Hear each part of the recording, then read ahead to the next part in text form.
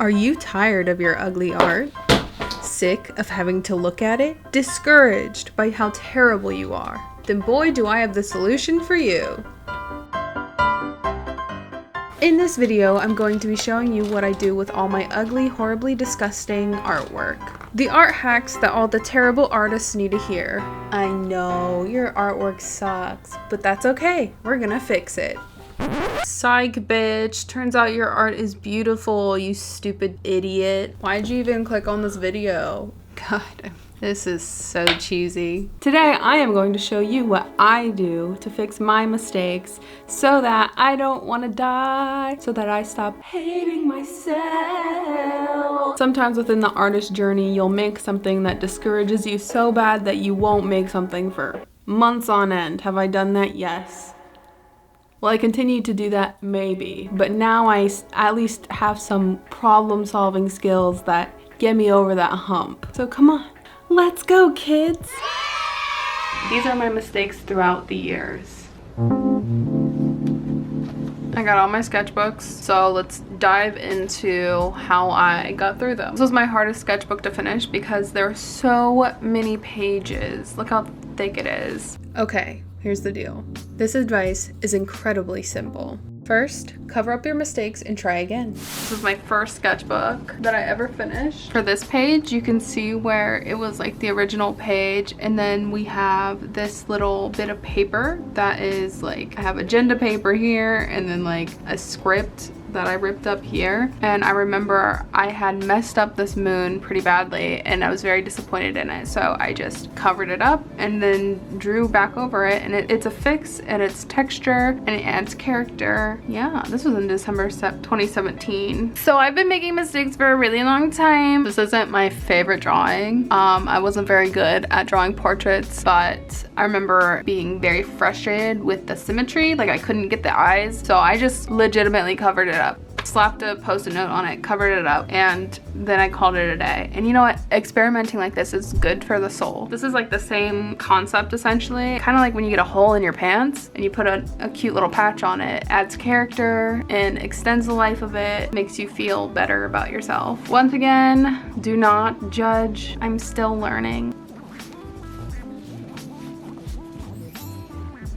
Second tip, exaggerate your mistakes. This is an example of exaggerating your mistakes. I had this page, I was like doodling. I hated the way it was looking, so I literally just went to town with just exaggerating how much I hated it. Like sometimes you just gotta like, just go with the flow. You just gotta let out how you feel. Bro, tell me why I'm like hardcore reminiscing right now and I'm like kind of mad because I feel like my art used to be so much better than it is now. What? What is this? Oh my god. I feel so bad about myself. What happened? What happened? Remember when I said I was gonna be more positive, be nicer to myself? We're gonna practice positive self-talk. This is sending me into a spiral. Where did all my creativity go? What happened? Look how cute this is. No. Okay, little mental breakdown over. Let's continue the video. Okay, you know what? I'm gonna stop looking at the sketchbook because it's hurting me and my soul. Tip number 3, make yourself feel better with stickers. Okay, so this isn't the best example, but I remember doing this spread and just I hated everything about it. So this face, I hated it. I wasn't good at portraits, wasn't good at drawing people, like you've seen already. Everything about this I hated. So I was just slapping stickers on it to kind of just like distract from how ugly I thought it was. So sticker on her face because her proportions are so bad. Sticker right here because I thought it was funny what it says on it, and it didn't fix the problem, but this is a good example of what I would do. This is the sketchbook that immediately followed this sketchbook, and this sketchbook is like god tier to me.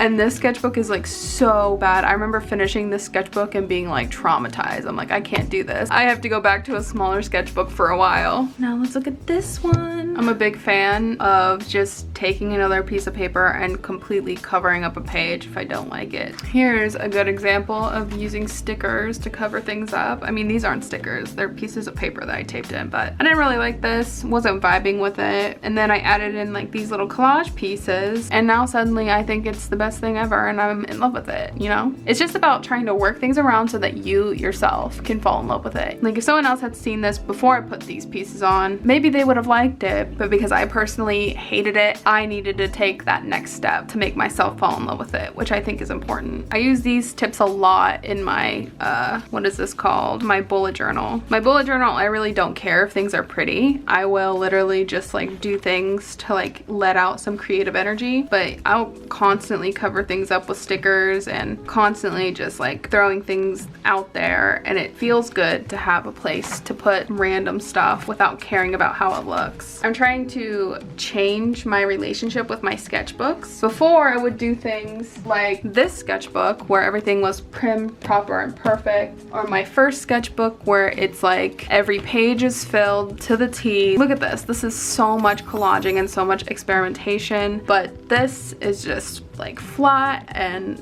I wanted it to be perfect because I got obsessed with sketchbook tours on YouTube. This sketchbook, I got frustrated with how big it was and kind of like discouraged because I forgot all the lessons I had learned in these two. This sketchbook I thoroughly enjoyed because of the paper and the size. And then this sketchbook I like because of the size, but I don't like the paper. I don't know why I'm saying this. What was my point? My point is, my point is your sketchbook shouldn't be perfect. You know, I definitely got caught up in perfection, or the idea of perfection, when I first started. It's something I've slowly been trying to unlearn. And it's the reason I have this sketchbook where I just nothingness. Like I don't try, I don't give a crap, I just doodle and have fun. And if you have a hard time, like I do sometimes, about the idea of perfection, get yourself a cheap sketchbook like this. I got this from Five Below. It was literally like a few dollars, and I just don't care about the paper. The paper quality is like really bad, and it's good to have this as an outlet, because this is how a sketchbook should be used. Not a care in the world about how it looks or the end goal of it, just ideas, notes, experimentation, warm-ups where you just draw circles endlessly. This is important. Yeah, while I am literally making a video that's like trying to show you how to fix your mistakes, I think it's important to remember that your mistakes are what make you who you are, and just because something isn't perfect doesn't mean it wasn't worth your time. That's it for today's video. I hope you enjoyed. If you did, give it a thumbs up and subscribe. I'll see you next time. Bye!